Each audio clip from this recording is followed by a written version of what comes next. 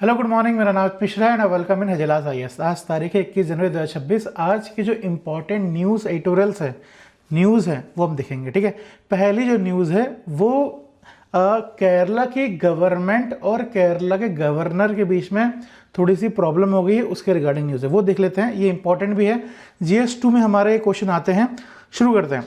देखिए, हर साल मतलब जब नया साल शुरू होता है तो फर्स्ट असेंबली जो सेशन होता है उसमें गवर्नर साहब की पहली स्पीच होती है, गवर्नर साहब की स्पीच होती है। और ये कॉन्स्टिट्यूशन ने बोला है, ये आर्टिकल 176 में दिया हुआ है कि भाई गवर्नर साहब की पहली स्पीच होगी। और इसी आर्टिकल में ये भी लिखा है कि मतलब कॉन्स्टिट्यूशन में ही लिखा हुआ है कि ये aid and advice of cabinet होगी, मतलब जो स्टेट गवर्नमेंट है उसके गवर्नमेंट के अकॉर्डिंग ये होगी। ठीक है, और यही हुआ कि भाई कैबिनेट ने एक स्पीच दी गवर्नर साहब को, पर गवर्नर साहब ने स्पीच में कुछ चेंज कर दिया। अच्छा, ये जो स्पीच होती है पहले सेशन की, इसमें क्या होता है, गवर्नमेंट पूरे साल भर क्या करने वाली है, गवर्नमेंट का प्लान क्या है वो बताती है। मतलब इंपॉर्टेंट स्पीच है, कॉन्स्टिट्यूशन में भी लिखा है तो इंपॉर्टेंट है, पर गवर्नर साहब ने इसमें क्या कर दिया, चेंज कर दिया। ये प्रॉब्लम हुई। और चेंज किस हिस्से में करा है, उस हिस्से में चेंज करा है, उस पैराग्राफ में चेंज करा है जहां पर सेंट्रल गवर्नमेंट का कुछ गलत बोल रही थी स्टेट गवर्नमेंट, केरला गवर्नमेंट। ठीक है, तो ये अब पैराग्राफ, कौन से पैराग्राफ में क्या चेंज करा है वो जरूरी नहीं है, बस ये जरूरी है कि चेंज किया है। क्या ये पहली बार हुआ है? नहीं है। इसके 2024 में भी ऐसा हुआ था, पर 2024 में जो स्पीच थी उसको प्रेसिडेंट ने 1 मिनट में ही खत्म कर दिया था, ऐसा हुआ था। तो ये न्यूज़ आती रहती है, स्टेट गवर्नमेंट और गवर्नर के खिलाफ कुछ ना कुछ चलता रहता है। ठीक है, सेकेंड जो न्यूज़ है वो एक्सपोर्ट प्रमोशन मिशन के रिगार्डिंग है। एक्सपोर्ट प्रमोशन रिगार्डिंग के न्यूज़ कैसे आई है? RBI ने इंटरेस्ट सबवेंशन के रिगार्डिंग गाइडलाइंस इशू करी है। इंटरेस्ट सबवेंशन मतलब हमारे एक्सपोर्टर्स को प्रोत्साहन देने के लिए, एक्सपोर्टर्स को प्रोत्साहन देने के लिए थोड़ा इंटरेस्ट सबवेंशन दिया रहा है। इंटरेस्ट सबवेंशन मतलब सपोज बैंक लोन दे रही है, उन्हें 9% का लोन दे रही है, 9% इंटरेस्ट रेट पर लोन दे रही है। RBI ये बोल रही है कि 3% हम लोग चुका देंगे, 6% जो बाकी है वो आप लोग चुका देना। ये इंटरेस्ट सबवेंशन स्कीम है, तो इसी के रिगार्डिंग गाइडलाइंस आई है। तो हमने सोचा कि ये पूरा जो मिशन है, एक्सपोर्ट मिशन है, उसको पढ़ लेते हैं। तो एक्सपोर्ट प्रमोशन मिशन एक सेंट्रलाइज मिशन है, सेंट्रलाइज स्ट्रेटेजी है जिसमें एक्सपोर्ट को आगे बढ़ाने की बात हो रही है। ठीक है, इसमें जो पहली चीज़ है वो उसमें जो पहले फ़ायदा ये हुआ है कि ये मैनेज एक इंस्टीट्यूशन, एक अथॉरिटी करेगी। कौन करेगी?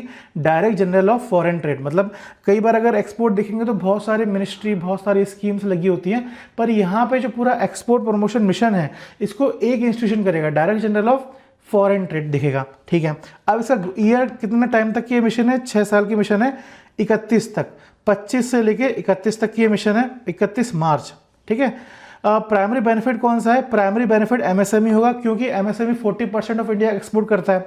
दूसरा है फर्स्ट टाइम एक्सपोर्टर को सपोर्ट करेंगे, और जो लेबर इंटेंसिव जैसे टेक्सटाइल है, लेदर का जो काम करते हैं, जो लेबर इंटेंसिव काम होता है उसको सपोर्ट करा जाएगा ताकि जॉब बढ़े इंडिया में। फिर है गोल रेडीनेस, और हमारा गोल ये है कि ग्लोबल मार्केट रेडीनेस, हमारा गोल है मार्केट रेडीनेस, मतलब मार्केट में डिमांड आए और हमें उसे फुलफिल कर दें। और फुलफिल भी कैसे करें? अच्छी क्वालिटी में और कम कॉस्ट में, ये हमारा गोल है। ठीक है, अब इसको गोल को फुलफिल करने के लिए क्या काम करेंगे? 2 स्कीम के दम पे ये प्रोग्राम चल रहा है। पहला ये है कि निर्यात प्रोत्साहन, और दूसरा है निर्यात दिशा। ये देखिए, निर्यात दिशा, ये 2 प्रोग्राम के कंधे पे हमारा जो मिशन है प्रमोशन, एक्सपोर्ट प्रमोशन मिशन चल रहा है। एक जो प्रोग्राम है निर्यात प्रोत्साहन, ये फाइनेंशियल पिलर है, इसके थ्रू एक्सपोर्टर को पैसे की फैसिलिटी मिल जाती है। दूसरा है निर्यात दिशा। निर्यात दिशा के अंदर क्या होता है, जो एक्सपोर्टर है, एक्सपोर्टर को नॉन फाइनेंशियल एरिया में, जैसे वेयर हाउस की facility, market access, inland transport, land transport, ये फैसिलिटीज़ मिल जाती हैं। एक करके हम देखते हैं इसे। निर्यात प्रोत्साहन में क्या होता है? पहला तो इंटरेस्ट सबवेंशन दिया जाता है, मैंने बता दिया आपको इंटरेस्ट सबवेंशन क्या होता है। दूसरा है deep tyre financing. Deep tyre financing मतलब ये होता है कि जो एक्सपोर्टर चेन होती है, मतलब जो एक इंसान होता है जो एक्सपोर्ट करता है, पर अगर सपोज शूज़ का एक्सपोर्ट हो रहा है, शूज़ के एक्सपोर्ट से पहले भी ये तो एक्सपोर्ट कर रहा है, इससे पहले मैन्युफैक्चरर होगा, इससे पहले लेदर का लेदर इंडस्ट्रीज होगी, उन जो सब एक्सपोर्टर्स है, सब सप्लायर्स है, उनको सपोर्ट करेगा ये डीप टायर फाइनेंसिंग, उनको भी लोन की फैसिलिटी अवेलेबल कराएगा। ये वाली बात खास है। तीसरा है e commerce export credit card. E commerce export credit card क्या होता है? एक्सपोर्ट करना है, एक्सपोर्ट करने के लिए कई बार लोन मुश्किल से मिलता है बैंक से, तो ये जो क्रेडिट कार्ड की फैसिलिटीज़ हैं, इससे लोन आसानी से मिल जाता है। तीसरी चीज़, अब ये क्रेडिट कार्ड की फैसिलिटीज़ आम तौर पर जो अमेज़ॉन पे हम एक्सपोर्ट करते हैं, ईबे पे, ईट्सी पे, इन पे जो एक्सपोर्ट करते हैं, यहाँ पे ज़्यादा काम आता है वो। ठीक है, ये हो गया थर्ड। अब उसके बाद निर्यात दिशा देख लेते हैं। निर्यात बंधु देख लिया हमने, निर्यात प्रोत्साहन देख लिया हमने, निर्यात दिशा देखेंगे। निर्यात प्रोत्साहन क्या करता है? फाइनेंशियल पिलर है। निर्यात दिशा नॉन फाइनेंशियल पर ये क्या करता है? मार्केट एक्सेस अवेलेबल कराता है। पहला क्या है? कंप्लायंस। कंप्लायंस क्या होता है? जैसे अगर हम आम एक्सपोर्ट कर रहे हैं, तो आम एक्सपोर्ट करते वक्त जो देश होते हैं, जिस भी कंट्री में एक्सपोर्ट करते हैं, वो बोल देते हैं कि आपके आम की क्वालिटी अच्छी नहीं है, वो सेफ्टी इश्यूज बोल देते हैं, टेक्निकल इश्यूज बोल देते हैं, और जिसकी वजह से वो इंपोर्ट करने नहीं देते, हमें एक्सपोर्ट करने देते हैं उनके देशों पे। ठीक है, इंपोर्ट और एक्सपोर्ट मतलब उनके देशों पे हम एक्सपोर्ट कर रहे हैं ना, एक्सपोर्ट करने नहीं देते वो हमें हमारे प्रोडक्ट। तो ये जो कंप्लायंस है, ये जो क्वालिटी शील्ड लगा के रखा है, इसमें हमारी हेल्प करता है ये निर्यात दिशा। दूसरा है लॉजिस्टिक्स में। लॉजिस्टिक्स की परेशानी क्या है? अगर हम अपना प्रोडक्ट ले जा रहे हैं फॉरेन कंट्री में, तो वहाँ पे हमारा एक वेयर हाउस होना चाहिए। तो वेयर हाउस की फैसिलिटी कौन अवेलेबल कराता है? ये लोग अवेलेबल कराते हैं। वेयर हाउस से क्या होता है सर? देखो, जो यहाँ के लोकल्स रहेंगे उनके पास तो उनका वेयर हाउस रहेगा, वो स्टोर कर पाएंगे आराम से। जब वो स्टोर कर पाएंगे तो प्राइस को कंट्रोल कर पाएंगे। अगर हम स्टोर नहीं कर पाएंगे तो प्राइस को कंट्रोल नहीं कर पाएंगे, मैनेज नहीं कर पाएंगे चीज़ों को। तो ये दूसरी चीज़ हो गई। इनलैंड ट्रांसपोर्ट क्या होता है? इनलैंड ट्रांसपोर्ट मतलब ये होता है कि हम अपने पोर्ट्स तक तो सामान ले आते हैं, पर पोर्ट्स के अंदर, जैसे अगर हरियाणा तक सामान ले जाना है, मध्य प्रदेश तक सामान ले जाना है, तो वहाँ परेशानी आती है। तो इनलैंड ट्रांसपोर्ट हेल्प कराता है। ब्रांडिंग मतलब क्या होता है कि ये जो ट्रेड फेयर्स होते हैं, वहाँ पर एक्सपोर्टर्स की एंट्री ले जाता है, ये होगी ब्रांडिंग। इसके अलावा भी बहुत सारी स्कीम्स चल रही हैं। जो सबसे इंपॉर्टेंट स्कीम्स इसके अलावा वो है credit guarantee scheme for exporter. Credit guarantee scheme for exporter क्या काम करता है? लिक्विडिटी क्रंच को मैनेज करता है। एक शब्द में अगर मैं बताऊं आपको, तो लिक्विडिटी क्रंच कैसे करता है? 100% गारंटी अवेलेबल कराता है ये बैंक को। 100% गारंटी कैसे? जब आप बैंक से लोन लेते हो तो ऐसा डर होता है बैंक्स को कि ये पैसे लुटाएगा कि नहीं लुटाएगा, तो इस स्कीम के थ्रू गवर्नमेंट क्या अवेलेबल कराती है? गारंटी देती है बैंक्स को कि आपके पैसे अगर ये नहीं लुटाएगा तो हम लुटाएंगे। ये हो गया। कोलेट्रल फ्री जो लोन मिलता है एक्सपोर्टर को, वो कोलेट्रल मतलब कुछ गिरवी नहीं रखना पड़ता। तीसरा है एडिशनल लिक्विडिटी। सपोज 100 रुपये का लोन लिया एक्सपोर्टर ने, पर वो 120 रुपये का खर्चा बता रहा है, तो 100 रुपये लोन तो खर्च हो गया, 20 रुपये कहाँ से लाएंगे? तो एडिशनल लोन भी यहाँ से मिल जाता है। और टेन्योर 4 साल बाद आप पैसे वापस करो, टेन्योर की फ्लेक्सिबिलिटी है। और 1 ईयर मोरेटोरियम। 1 ईयर मोरेटोरियम मतलब ये है कि 1 साल तक आपको इंटरेस्ट नहीं चुकाना है, जो बाकी 3 साल का है उसका इंटरेस्ट चुकाना है आपको। ठीक है, ये वाली बात हो गई। डिजिटल गवर्नेंस दूसरा, ये हो गया एक्सपोर्ट प्रमोशन के लिए। पहला हो गया क्रेडिट गारंटी एक्सपोर्टर स्कीम, दूसरा है डिजिटल गवर्नेंस। डिजिटल गवर्नेंस यह है, पहले क्या होता था? मैनुअल पेपर वर्क से काम होता था, पर जब से director general of foreign trade आया है, तब से सारी चीज़ें डिजिटल होने लगी। सिंगल विंडो क्लियरेंस, रियल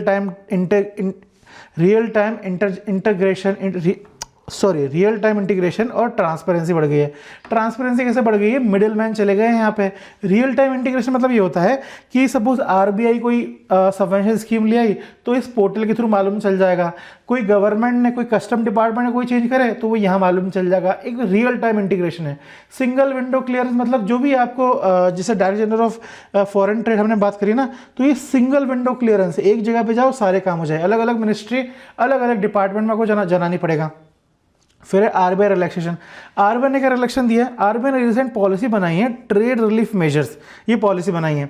इसमें क्या है? पहला काम तो ये हुआ है कि जब आपने एक्सपोर्ट करा सामान, फिर आपको पेमेंट मिलेगी। पेमेंट आपको पहले 9 महीने के अंदर देश में लाना था, अब कितने महीने में लाना पड़ेगा? 15 महीने में। इससे क्या हो जाएगा? बार्गेनिंग पावर जो हमारा सेलर है, जो हमारा एक्सपोर्टर है, उसकी बार्गेनिंग पावर बढ़ जाएगी।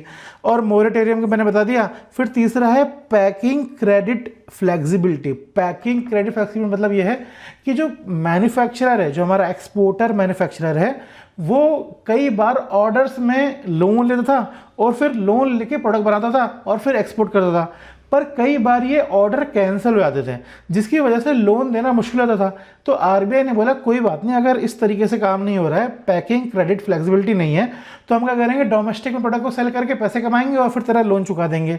तो ये वाली रिलैक्सेशन आरबीआई ने दी है।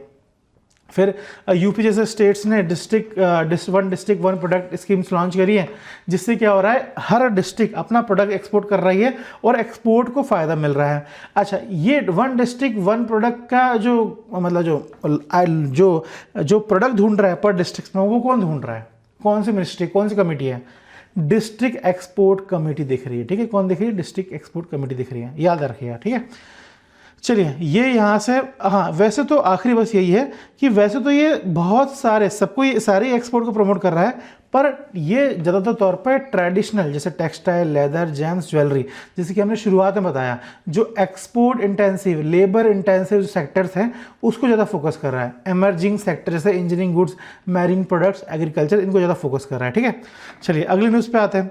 अगली न्यूज़ है, बहुत इंपॉर्टेंट न्यूज़ है, रिस्पॉन्सिबल नेशनल इंडेक्स गवर्नमेंट ने बनाया है। क्या बनाया है, रिस्पॉन्सिबल नेशनल इंडेक्स। ये मतलब ऐसी न्यूज़ बहुत कम आती है हमारे देश के लिए।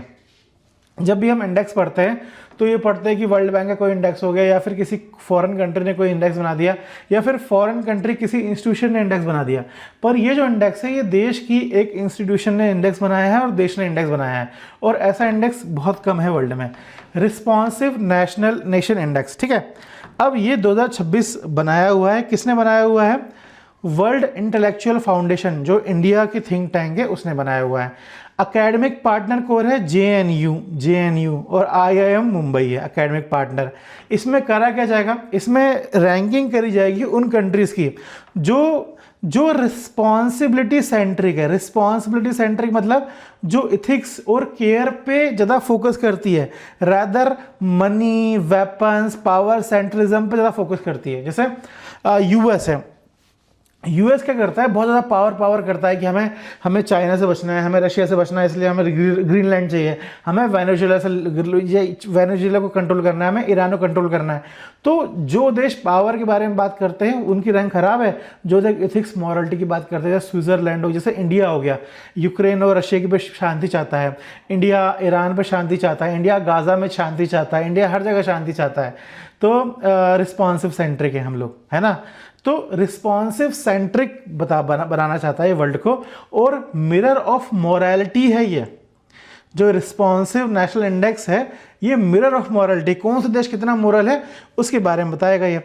58 डिफरेंट इंडिकेटर्स को यूज करके पिलर बना है, और वो 58 इंडिकेटर को हम 4 पिलर में डिवाइड कर सकते हैं। पहला है इंटरनल रिस्पॉन्सिबिलिटी, वो देश जो अपने लोगों का ख्याल रख रहा है उसकी रैंकिंग इस तरीके से हम रैंक देखेंगे। दूसरा है एनवायरनमेंट रिस्पॉन्सिबिलिटी, जो नेशन एनवायरनमेंट का भी ख्याल रख रहा है। एक्सटर्नल रिस्पॉन्सिबिलिटी, वो नेशन जो वर्ल्ड में पीस बनाना चाहता है।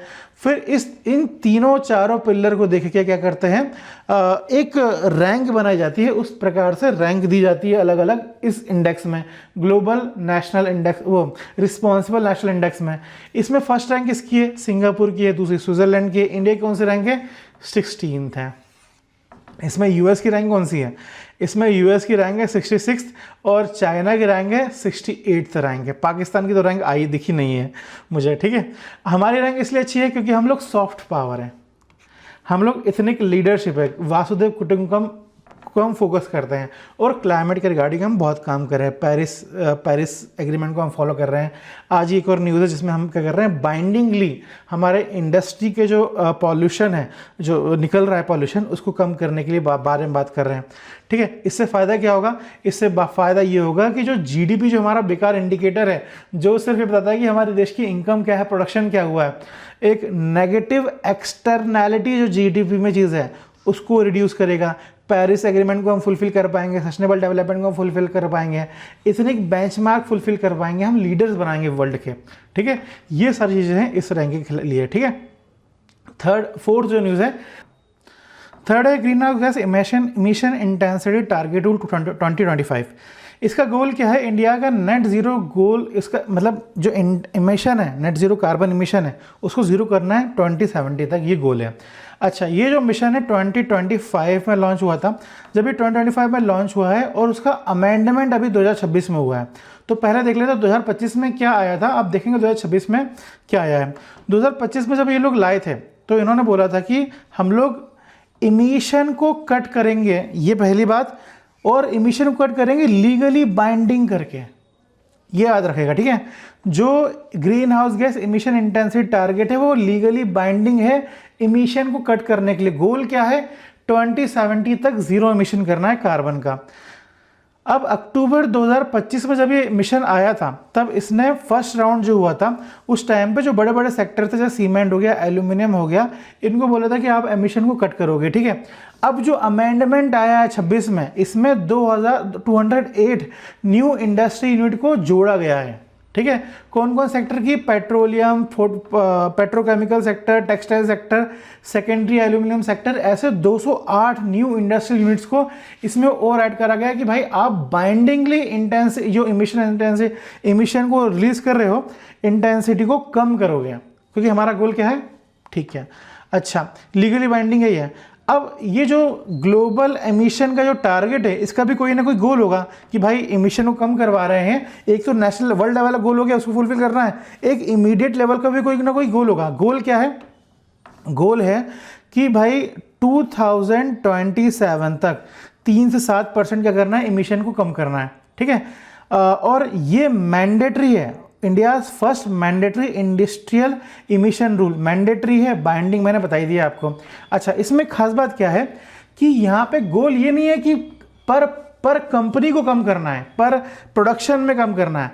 यहाँ पे गोल ये है, instead of just looking at total smoke a factory produce, goal ये नहीं है कि फैक्ट्री कितना प्रोड्यूस कर रही है और फैक्ट्री के प्रोडक्शन को कम करना है, फैक्ट्री के इमिशन को, प्रोडक्शन जो कार्बन इमिशन है उसे कम करना है, ये गोल नहीं है। यहाँ पे गोल ये है, government looks at how much pollution is created every unit of product made, every unit of product में, मतलब जो हर प्रोडक्ट में इमिशन इंटेंसिटी को खत्म करना है, ये गोल है, ठीक है। बाइंडिंग है पहली चीज, दूसरा ये है कि पर प्रोडक्ट में इमिशन को खत्म करना, ये भी गोल है, ठीक है। तो मैंने आपको गोल बता दिया, मैंने आपको बता दिया फर्स्ट राउंड, सेकेंड राउंड बता दिया। अब इसमें कैरेट और स्टिक पॉलिसी होगी। कैरेट पॉलिसी मतलब ये है कि अगर सपोज 80 यूनिट आपने कार्बन का इमिशन करा है और टारगेट ये है कि 100 यूनिट कम करना है, ठीक है। मतलब टारगेट ये है कि 100 यूनिट कम करना है, पर आपने 80 कम कर दिया, मतलब जितना टारगेट है उससे, फिर से बोलता हूं, सपोज गोल ये है कि 100 यूनिट कार्बन एमिट कर, सिर्फ 100 यूनिट ही कार्बन एमिट कर सकते हो, गोल ये है। पर आपने क्या करा? और कम कर दिया, आपने 80 यूनिट ही कार्बन एमिट करा है, तो आपको 20 यूनिट का क्या हो जाएगा? फायदा हो जाएगा। तो ये 20 यूनिट क्या हो जाएगा?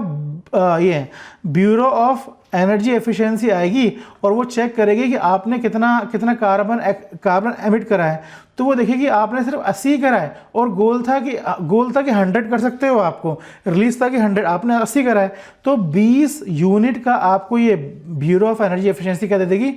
कार्बन क्रेडिट दे देगी, कार्बन क्रेडिट सर्टिफिकेट दे देगी। अब इस कार्बन क्रेडिट सर्टिफिकेट से आप क्या करोगे? इसको आप बेच सकते हो, सेल कर सकते हो और पैसे कमा सकते हो। दूसरा है स्टिक मेजर। अगर सपोज आप मतलब 100 यूनिट तक ही अलाउ था एमिट करना, पर आपने कर दिया है 120 यूनिट तक एमिट कर दिया है, तो जो 20 यूनिट एक्स्ट्रा एमिट कर दिया है वो कौन बताएगा? पहले आके ब्यूरो ऑफ एनर्जी एफिशिएंसी आके बताएगा कि आपने 20 यूनिट एक्स्ट्रा एमिट कर दिया है, तो आप पे क्या लगेगा? फाइन लगेगा। तो ये वाला काम लगेगा, ठीक है। आपको ये 20 यूनिट बाहर से खरीदना पड़ेगा, तो ये वाला काम होगा, ठीक है। ये होगी दो चीज़। इसमें देखने वाली बात ये है कि फाइन कौन लगाएगा? Central pollution control board. Central pollution control board क्या लगाएगा, फाइन लगाएगा, और ब्यूरो ऑफ एनर्जी एफिशिएंसी क्या लगाएगी, अकाउंटेबल करेगी, उसे कार्बन क्रेडिट अवेलेबल कराएगी। ठीक है, अच्छा इससे क्या फ़ायदा होगा, इससे कार्बन पेरिस एग्रीमेंट हम फुलफिल कर पाएंगे। और जो कई बार क्या करते हैं, जैसे यूरोप जैसी कंट्रीज होती है वो इमिशन एफिशिएंसी बहुत मांगती है, मतलब वो चाहती है कि जो वो उसी प्रोडक्ट को अलाउ करती है उस देश में, उनके देश में जो जिन प्रोडक्ट को बनाने में कम कार्बन एमिशन हुआ हो। समझ रहे हो, यूरोपियन यूनियन उसी कंट्रीज़ को, उसी प्रोडक्ट को अपने देश में अलाउ करती है इंपोर्ट के लिए जिन प्रोडक्ट को बनाने में कार्बन एमिशन कम हुआ है, उसे बोलते हैं कार्बन टैक्स। ठीक है, तो like European union carbon border tax, तो यूरोपियन यूनियन क्या लगाती है, कार्बन बॉर्डर टैक्स लगाती है। तो अगर हम इमिशन इंटेंसिटी कम करेंगे तो हम अपने प्रोडक्ट को एक्सपोर्ट कर पाएंगे कहाँ पे, यूरोपियन यूनियन में, ताकि हमें फ़ायदा हो जाए। ठीक है, तो हमारा एक्सपोर्ट भी बढ़ेगा और हमारे देश की ग्रीन टैग भी बढ़ेगी। जो अगर हमने एमिशन पे रूल लगाया है तो कंपनीज क्या करेंगी, पुरानी टेक्नोलॉजी को छोड़ के नई टेक्नोलॉजी अडॉप्ट करेंगी और इमिशन कम करेंगी, ग्रीन टेक्नोलॉजी आएंगी कुल मिला के। चौथा है, अगर एनवायरनमेंट के लिए एनवायरनमेंट प्रोटेक्शन फंड बनाया है। एनवायरनमेंट प्रोटेक्शन फंड क्या होता है कि गवर्नमेंट अभी तक क्या लेती थी, गवर्नमेंट के जो भी फाइन लेती थी रिगार्डिंग एनवायरनमेंट, वो सारा पैसा कहाँ जाएगा, एनवायरनमेंट प्रोटेक्शन फंड में जाएगा, पहली चीज़। दूसरी चीज़ ये है कि कुछ स्कीम्स ऐसी भी थी, कुछ प्रोग्राम ऐसे भी थे जिसमें अगर आप एनवायरनमेंट को नुकसान पहुँचा रहे हो तो आपको जेल हो जाती थी, पर अब गवर्नमेंट ने क्या करा है, जेल ना भेज के उनसे भी क्या ले लेंगे, फाइन ले लेंगे। तो इसी के रिगार्डिंग ये स्कीम्स हैं। कौन सी स्कीम है वो, जन विश्वास एक्ट। इस एक्ट के अनुसार क्या होती थी, पहले जेल भेज देते थे, जो भी एनवायरनमेंट को फॉलो नहीं करता था, नुकसान करता था एनवायरनमेंट का, उसको जेल भेज देते थे। पर अब क्या होगा, उससे फाइन ले जाएगा। फाइन लेने से फ़ायदा क्या होगा, फाइन लेने से फ़ायदा ये होगा कि एनवायरनमेंट में इन्वेस्ट करने का हमें मौका मिलेगा और हम एनवायरनमेंट डेवलपमेंट कर पाएंगे। अब सपोज जो फाइन इकट्ठा हुआ है, 100 रुपये फाइन इकट्ठा हुआ, उसको कहाँ खर्च करेंगे, 100 रुपये जो फाइन इकट्ठा हुआ उसमें 75 रुपीज़ स्टेट गवर्नमेंट को दे देंगे और बोलेंगे कि भाई आप स्टेट गवर्नमेंट ये 75 रुपये आप इन्वेस्ट करो एनवायरनमेंट डेवलपमेंट में, और 25 पैसा कहाँ जाएगा, सेंटर के पास जाएगा। और कहाँ इन्वेस्ट कहाँ आप लगाओगे पैसा, 11 परमिटेड एक्टिविटीज़ है वहाँ आप पैसा खर्च करोगे। पहला है जो पॉइजन वाटर बॉडीज है साफ करोगे, मॉनिटर करोगे एयर क्वालिटी वाटर क्वालिटी को, रिसर्च करोगे क्लीन टेक्नोलॉजी के लिए, लैब ऑपरेट करोगे, आईटी सिस्टम डेवलप करोगे, इस तरीके के काम करोगे आप। ठीक है, अब है गवर्नमेंट और ट्रांसपेरेंसी। गवर्नमेंट क्या काम करेगा, ministry of environment forest and climate change, ये मिनिस्ट्री क्या करेगी, एडमिनिस्टर करेगी। दूसरा है central pollution control board track करेगा एवरी रुपी ऑनलाइन को, और कंट्रोलर एंड ऑडिट जनरल हर साल क्या करेगा, उसे ऑडिट करेगा कि पैसा आ रहा है कि नहीं आ रहा। ठीक है, ये क्वेश्चन यहाँ से आ सकता है। चलिए नेक्स्ट न्यूज़ पे आते हैं। नेक्स्ट न्यूज़ है कि जो हमारी लॉ इन्फोर्समेंट है, इंडिया की लॉ इन्फोर्समेंट है, उनको अब AI driven surveillance and investigation के टूल्स अवेलेबल कराए जा रहे हैं। देखो हमारे पुलिस वालों को, कुल मिला के बात यह है कि हमारे पुलिस वालों को टेक्नोलॉजी फ्रेंडली बनाया जा रहा है और उन्हें AI टेक्नोलॉजी अवेलेबल कराई जा रही है। जैसे कैमराज अवेलेबल कराए जा रहे हैं जो AI ड्रिवन है, मतलब वो सिर्फ देखेंगे नहीं, वो सुन भी सकते हैं, वो असेस भी कर सकते हैं, वो कैमराज डेटास को चेक भी कर सकते हैं कि ये जो पर्सन है क्या इसके रिगार्डिंग पहले भी कंप्लेन आ चुकी है, ऐसे कैमराज आ चुके हैं। तो ये टेक्नोलॉजी अब मिल रही है, शुरू हो गई हैं हमारे पुलिस ऑफिशियल्स को, लॉ इन्फोर्समेंट अथॉरिटीज़ को। ये न्यूज़ है। अब इसके रिगार्डिंग एक प्रॉब्लम भी आई है। प्रॉब्लम ये है कि हम इससे तो स्टेट क्या होगा, जो गवर्नमेंट होगी, जो पुलिस होगी, वो पूरी तरीके से क्या कर पाएगी, कंट्रोल कर पाएगी। इनविजिबल वॉच होगा और स्टेट का कांस्टेंट विजिलेंस होगा। तो ये तो गलत है। हमारी जो इंडिपेंडेंस है, हमारी जो आज़ादी है, वो क्या होगी, लीक होगी, ख़राब होगी, वीक होगी हमारी आज़ादी। तो इसी के रिगार्डिंग डिबेट चल रही है। स्टेट गवर्नमेंट जैसे कुछ प्रोजेक्ट जो लॉन्च हुए दिल्ली में, जैसे सेफ सिटी प्रोजेक्ट, इसमें 10,000 AI ड्रिवन कैमरा लगा दिए हैं। फेस रिकॉग्निशन कर सकता है, डिस्ट्रेस डिटेक्शन कर सकता है ये कि भाई किसी को अगर डिस्ट्रेस हो रहा है, कोई जैसे चोर होता है ना तो उनके चेहरे में डर होता है, तो उसको डिटेक्ट करके चोर को पता कर सकता है। ये महाराष्ट्र ने Maharashtra crime operating system AI driven लगा दिया है, जो क्या कर सकता है, क्रिमिनल ट्रैकिंग नेटवर्क और सिस्टम को असेस कर सकता है। जो भी क्रिमिनल है उसका जो पूरा ट्रैक है, उसका ट्रैक रिकॉर्ड बना सकता है, उसका सिस्टम पूरा देख सकता है, ये कर सकता है। ड्रोन्स हैं 360 कवर करते हैं। इससे परेशानी ये है कि अगर आप जब किसी डिस्ट्रेस इंसान को देख रहे हो कि भाई ये इंसान परेशान है और ये चोरी कर सकता है, तो आपने पहले ही उसे चोर मान लिया है। अब आपने चोर मान लिया उसे, अब आप पूरी कोशिश करोगे, मतलब अब आपका काम ये है कि ये साबित करना कि ये चोर नहीं है। हमारा लीगल ये कहता है, हमारा जो फंडामेंटल कानून ये कहता है कि आप पहले उसमें तो हर पर्सन क्या है, इनोसेंट है। हर पर्सन क्या है, इनोसेंट है। हमारा जो कानून ट्रेडिशनली कहता है कि पहली सुनवाई में सब लोग बराबर है, सब लोग इनोसेंट है, और हम उसे प्रूव करते हैं गिल्टी आखिरी तक, मतलब गुनहगार कौन है इसका पता करते हैं। पर इस मैकेनिज्म से जब सर्विलेंस बहुत बढ़ जाएगा, तो कैमरा तो ये बोल रहा है कि ये इंसान, इसने पहले चोरी करी है तो ये फिर से चोरी कर सकता है, और ये परेशान दिख रहा है तो ये चोरी कर सकता है। अब कानून का काम ये है, जुडिशरी का काम ये है कि प्रूफ करना कि एक चोर नहीं है, यही काम रह गया। तो जो बेसिक हमारा नियम है वो नुकसान हो रहे हैं। उसके बाद हिस्टोरिकल बायस बढ़ जाएगी। सपोज एक पर्टिकुलर, जैसे एक शहर में एक एरिया है जहाँ पे चोरी ज़्यादा हो रही है, तो वो एरिया ही ब्लैक स्पॉट बन जाएगा। वहाँ पे लोगों को लोन नहीं मिलेगा, वहाँ लोगों को ब्लिंकिट नहीं आएगी, ब्लिंकिट की फैसिलिटी नहीं आएगी, वहाँ पे लोगों के साथ डिस्क्रिमिनेशन करा जाएगा। तो ये चीज़ें होने लगेंगी, तो ये बायस वाली चीज़ बढ़ जाएंगी। ठीक है, तो ये सारी चैलेंज है इसके रिगार्डिंग। नेक्स्ट न्यूज़ देखते हैं। नेक्स्ट हमारा एडिटोरियल है। एडिटोरियल है जो यूएस ने वेनेजुएला के साथ करा है, उसके रिगार्डिंग एडिटोरियल है। जो यूएस ने वेनेजुएला के साथ करा है, जब यूएस इतना बड़ा देश ऐसा कर सकता है तो, और पूरे वर्ल्ड ने कुछ नहीं बोला, ना यूरोपियन यूनियन ने कुछ बोला, ना यूएन ने कुछ बोला। हाँ, सब लोग डर गए हैं, पर कोई भी यूएस के खिलाफ सैंक्शन नहीं कर रहा है। जब इतना बड़ा देश, इतनी बड़ी डेमोक्रेसी, इतना बड़ा लीडर जब ऐसा कर सकता है, तो रशिया भी कर सकता है यूक्रेन के साथ, तो चाइना भी कर सकता है ताइवान के साथ। तो उनको भी आगे आप बोल नहीं सकते हो, आगे यूएस ऐसा नहीं बोल सकते कि आप ताइवान ऐसा क्यों कर रहे हो।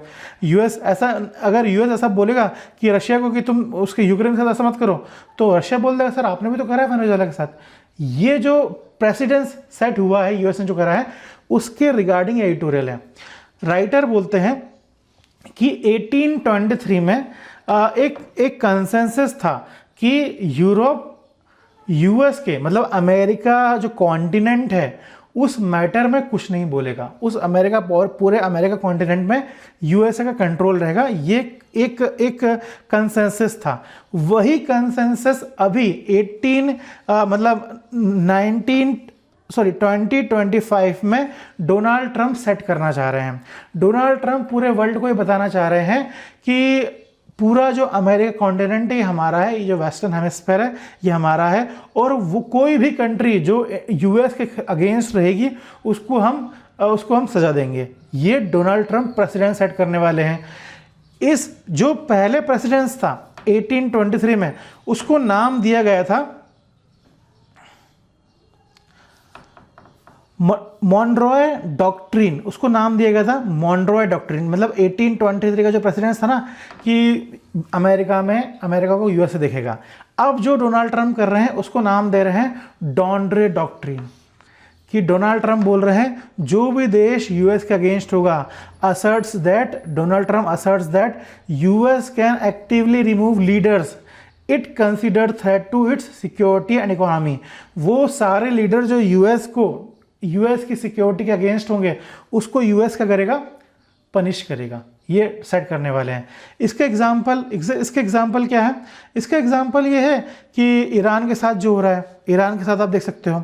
आप ये पाकिस्तान देखो, आप पाकिस्तान को क्या कर रहा है, सपोर्ट कर रहा है यूएस, क्योंकि पाकिस्तान इंडिया को कंट्रोल करना चाह रहा है, इंडिया को कंट्रोल करना चाह रहा है, चाइना को कंट्रोल करना चाह रहा है पाकिस्तान के थ्रू। वेस्ट एशिया में आप देखोगे तो गाजा को कंट्रोल कर लिया इन लोगों ने। ईरान को परेशान कर रहे हैं लोग, ईरान को पूरी तरह से बर्बाद करना चाह रहे हैं लोग, इजराइल और यूएसए मिलके। अफगानिस्तान में अशांति क्रिएट कर रहे हैं पाकिस्तान की हेल्प से। पाकिस्तान में मिलिट्री ग्रिप स्ट्रांग होती जा रही है।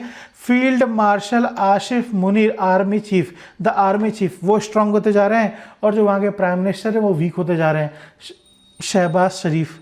उसके बाद जो अफगानिस्तान है वहाँ पर टेररिज्म स्ट्रांग होता जा रहा है, फिर से तहरीक तालिबान बॉर्डर एरिया में फिर से अटैक करना शुरू कर दिया है। तो ये सारी परेशानी शुरू हो रही है, यूएस कंट्रोल करना चाह रहा है पूरे देश में, पूरे वर्ल्ड में। अब इससे चाइना को क्या परेशानी है?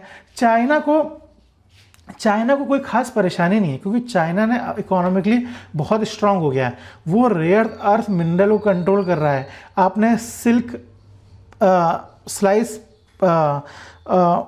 पीस पैक्स सिलिका के बारे में आपने सुन ही लिया होगा, ठीक है।